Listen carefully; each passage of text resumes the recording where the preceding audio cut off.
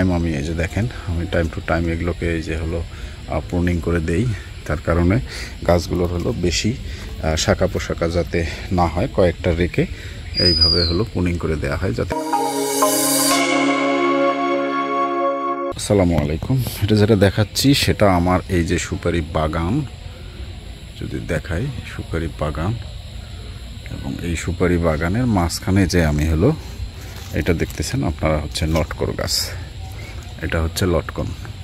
এই যে এরকম গাছ আমার এই সুপারি বাগানের ভিতরে আমি পরীক্ষামূলক লাগাইছি হলো 8-10টা, জাস্ট হলো এটা দেখার জন্য যে এই গাছটা হলো কীরকম হবে না হবে, এটা জাস্ট হলো একটু হলো এটা বোঝার জন্য যে হলো সুপারি বাগানে লটকন কীরকম হয়।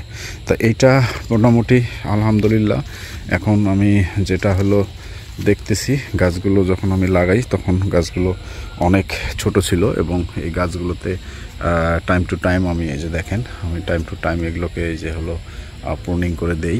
তার কারণে গাছগুলোর হলো বেশি শাখা পোশাকা যাতে না হয় কয়েকটা রেখে এইভাবে হলো প্রুনিং করে দেওয়া হয় যাতে গাছগুলো অনেক সুন্দরভাবে বেড়ে উঠতে পারে এবং গাছগুলোর যে এই যেভাবে শাখা যদি থাকে নিচের এগুলো হলো এইভাবে একটু দেখে দেখে আমি হলো এটা টাইম টু টাইম হলো এটাকে ছাঁটাই করে দিই।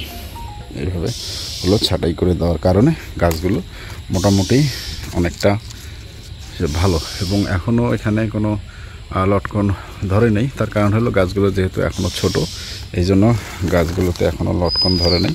তবে আমি আশাবাদী হয়তো আগামী বছরে এখান থেকে হয়তো লটকন ধরতে পারে।